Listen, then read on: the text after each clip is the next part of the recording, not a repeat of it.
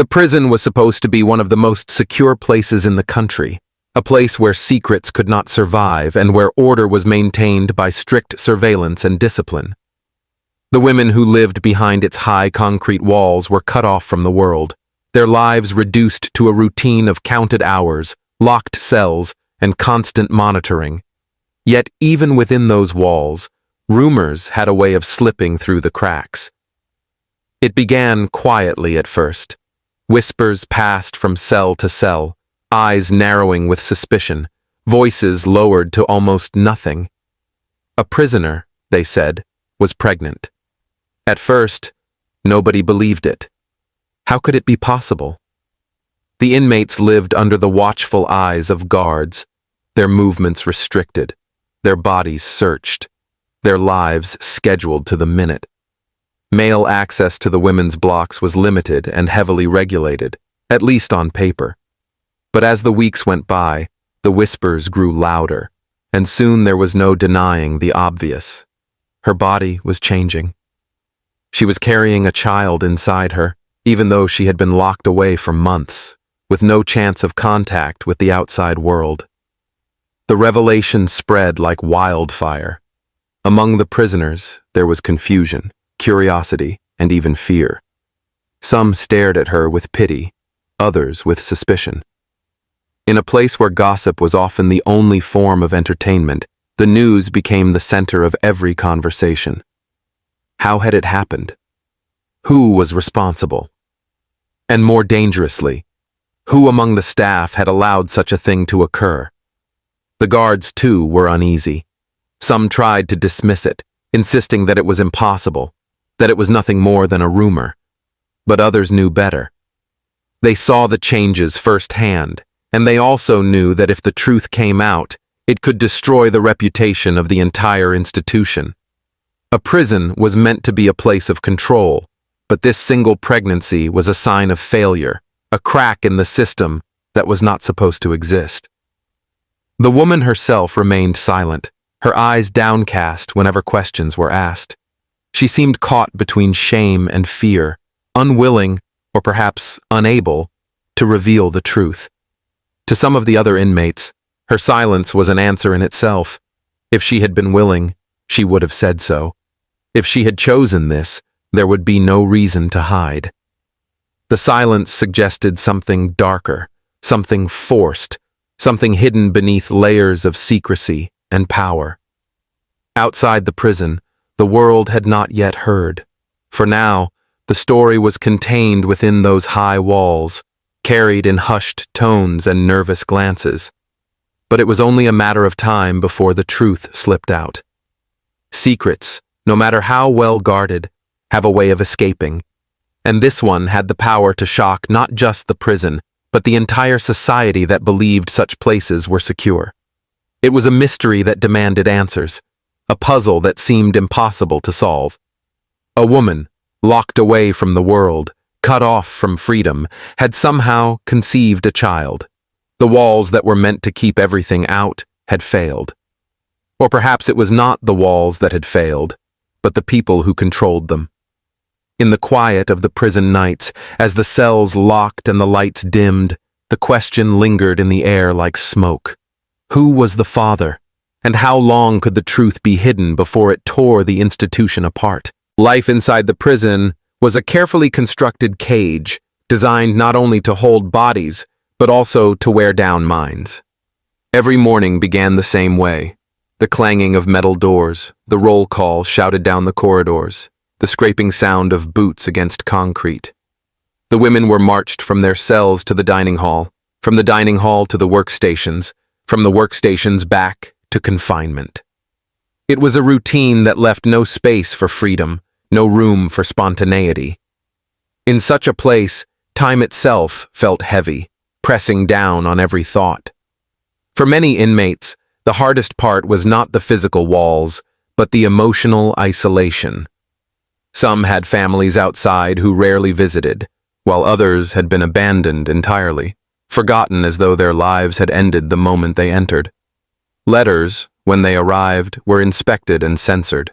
Phone calls were short, monitored, and stripped of privacy. Human connection was reduced to fragments, and with every passing day, the hunger for warmth and comfort grew stronger. Within that environment, vulnerability flourished. The prisoners were women with different stories, some hardened by crime, some broken by circumstance, but all carried wounds that were easily reopened by loneliness. They longed for affection, for trust, for someone who could look at them without judgment. That yearning, though natural, became dangerous in a place where power was unevenly distributed. The guards controlled everything: food, movement, access to privileges, even the possibility of seeing loved ones. For the women inside, resistance often meant punishment, while silence could be mistaken for consent. In the dim hallways and hidden corners of the prison, there were moments the cameras did not catch, shadows where authority could be misused. A smile from a guard could mean kindness, or it could mean the beginning of something more sinister. A promise of cigarettes, extra food, or a chance at special treatment was enough to tempt some. For others, it was not temptation but coercion, an abuse of the imbalance that defined life inside. The difference between choice and force blurred when survival was at stake. The pregnant woman's situation now stood as a silent testimony to those blurred lines. Some inmates whispered that she must have agreed, that she must have wanted comfort badly enough to risk everything. Others, more cautious, whispered a darker story, that it had been taken from her, that she had no say in what happened.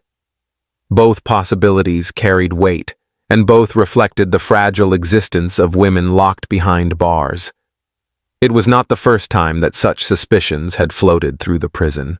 Stories of harassment had always existed, whispered like ghost tales among the inmates. Few dared to speak openly, because those who did often faced punishment or disbelief. Complaints disappeared into files that were never read, and officers who crossed lines were quietly moved rather than exposed. The system preferred silence. Silence protected reputations, kept order, and allowed the illusion of control to survive. And so the prison became a place where secrets thrived. Behind the rigid schedules and locked doors, there was a hidden world where power dictated everything. The women knew it. The guards knew it. Even the administrators, sitting in their offices with polished desks and official papers, knew it. But as long as no scandal erupted, the silence continued, heavy and suffocating. Now, with one woman visibly carrying a child, the silence had been broken. No routine, no official statement, no locked door could explain away what everyone could see with their own eyes. Her growing belly was a story in itself, one that raised questions nobody wanted to answer. The institution's carefully built image of discipline and order was crumbling, and behind it lay the reality of vulnerability that had always existed, but had never been so impossible to ignore. The inmates felt it deeply. They saw in her not just a fellow prisoner, but a mirror of their own fragility. If it could happen to her, it could happen to anyone. The guards felt it too, some with fear, others with anger, knowing the truth could not stay hidden forever.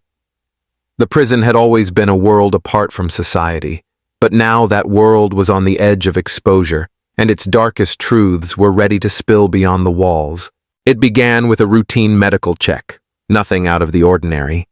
The prison's small clinic handled everything from headaches to chronic conditions, and most visits were unremarkable. But when the woman arrived for her examination, the nurse noticed what the rest of the inmates had already begun whispering about. The changes in her body were undeniable. The questions on the medical chart had only one possible answer. She was not simply ill, not simply tired or undernourished. She was pregnant. The discovery sent ripples of shock through the staff.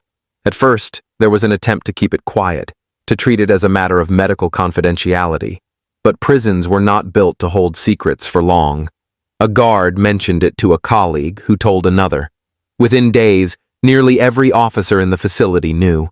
And just as quickly, the story found its way back to the inmates, confirming the whispers that had circled for weeks. What had been speculation was now undeniable fact. The officials scrambled. An internal meeting was called, Papers shuffled, and voices raised in frustration. How could they explain this? A pregnant inmate was not only a violation of basic security, but also a symbol of the prison's failure. Administrators understood the danger. If the story reached the public, there would be outrage. Questions would be asked not only about the individual case, but about the system as a whole, and the answers, whatever they were, would not be easy to give. Inside the prison, tension grew. The pregnant woman kept to herself, but her silence was no longer enough to shield her from the stares and questions. Some prisoners approached her with compassion, offering comfort or quiet words of support. Others were harsher, accusing her of betrayal, of bringing danger upon them all by letting the outside world see what happened behind the walls. She was at once a victim and a symbol, and both roles made her life heavier. It was not long before the story began to seep beyond the prison gates. A local journalist, tipped off by a relative of an inmate, began asking questions. Soon, rumors appeared in small corners of the media. A woman in prison is expecting a child. The institution denied it at first, calling the reports baseless, but denial only fueled curiosity. Human rights organizations caught wind of the whispers and began demanding clarity. How could a secure women's facility produce a pregnancy unless something deeply wrong had occurred? Public interest grew rapidly. News outlets sent reporters to the prison gates, where they shouted questions at officials who hurried past with stone faces. Families of inmates expressed fear, worried that their daughters or sisters might face similar situations. Politicians weighed in, some calling for a thorough investigation, others attempting to downplay the scandal. The prison administration issued vague statements about respecting privacy, but the words rang hollow. Too many people were asking too many questions. Within the walls, the atmosphere shifted into unease. Guards were divided, some resentful of the scrutiny, others nervous that the truth might surface. Inmates sensed the growing panic among the staff and began speaking in sharper whispers. Everyone knew that someone was responsible, and if that person was exposed, the consequences would be severe.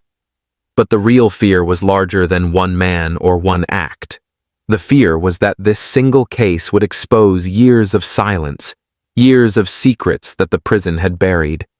The scandal was no longer just about one pregnant woman.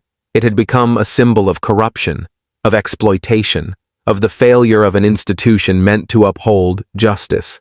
For the public outside, the prison's walls had always been an abstract boundary, separating criminals from society. But now those walls had cracked, and what leaked out was not safety or order. It was a story of abuse, silence, and betrayal. As journalists camped outside the gates and politicians demanded answers, one question echoed louder than all others. Who was the father of the child? The truth was hidden somewhere within the prison, among guards, among schedules, among the shadows of power. And as pressure mounted, it was clear that the search for that truth would not only reveal a man, but unravel the dark workings of the entire system. The investigation began quietly, but there was nothing subtle about the tension it created. A team was assembled, composed of senior prison officials and outside inspectors, their presence like a shadow that stretched across every corridor. They arrived with clipboards, questions, and cold expressions, determined to unravel what had happened. But inside the prison, fear spread faster than authority. Both inmates and guards knew that speaking the wrong words could change their lives forever. The inspectors started with the obvious: medical records, visitation logs, surveillance footage. On paper, the system appeared flawless. Male staff access to the women's units was restricted, cameras covered most hallways, and visits were monitored. Yet the pregnancy itself was proof that paper could lie, that the illusion of control was weaker than anyone wanted to admit. The questioning began cell by cell. Inmates were asked to describe what they had seen, what they had heard. Most shook their heads quickly, unwilling to say more than necessary. They had lived long enough inside to know the dangers of speaking against authority. Silence was safer. But a few voices, trembling with uncertainty, hinted at what lay beneath. A guard who lingered too long, doors that opened when they should not have, corners where cameras had gone dark. The fragments added up to something larger, though still elusive. When the investigators turned to the staff, the responses were even more carefully measured. Guards insisted that nothing unusual had happened, that their colleagues were professionals, that the system was intact. But behind their words lay unease. The inspectors noticed patterns, certain names mentioned more than once, certain shifts overlapping with the woman's movements. Night duty, when supervision was lighter. Gaps in the surveillance tapes, explained away by technical malfunctions. Every answer seemed to reveal another question. The pregnant woman herself was eventually brought in for questioning. She sat stiffly, her hands folded tightly in her lap, her eyes refusing to meet the gaze of the officials. At first, she said little, her voice barely more than a whisper. But as the silence stretched, something inside her seemed to break.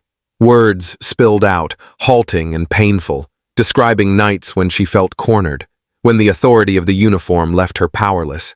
She spoke not of romance or choice, but of fear, of threats, of a sense that resistance would bring punishment harsher than compliance. Her testimony was a turning point. What had been whispered speculation hardened into something undeniable. The investigators could no longer treat the pregnancy as an unexplained anomaly. It was now evidence of abuse, of exploitation within the very institution designed to enforce justice. And though she named one man in particular, her story hinted at more. There were others who had known, others who had looked away, others who had benefited from silence. Documents began to surface, files that revealed a history of complaints that had been buried. Inmate statements dismissed as unreliable, reports filed, and then mysteriously lost. It became clear that the pregnancy was not an isolated incident, but the result of a culture that had allowed misconduct to fester.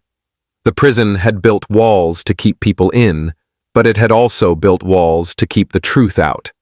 The deeper the inquiry went, the more corruption it uncovered. Guards who traded contraband for favors, administrators who shifted blame rather than confront problems, a system that valued reputation over humanity. The pregnant woman's story was only the most visible wound of a body that had long been infected. When the evidence finally pointed toward a specific guard, a man who had worked night shifts for years, trusted by his superiors, feared by inmates, the institution faced a reckoning. He was suspended, questioned, and eventually charged. But even as his name appeared in headlines, many knew the truth was more complicated. One man might carry the weight of public blame, but he was not alone in creating the conditions that allowed this to happen. For the inmates, the investigation brought a mixture of relief and dread. Relief that the silence had been broken, dread that their lives might become even harsher as the institution tried to reassert control. For the staff, it was a moment of division, some furious at being tarnished by association, others quietly acknowledging that the system had finally been exposed. In the end, the investigation was not just about identifying a father.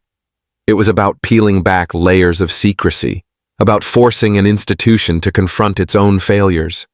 And yet, even as the truth came into focus, many wondered if justice would truly be served.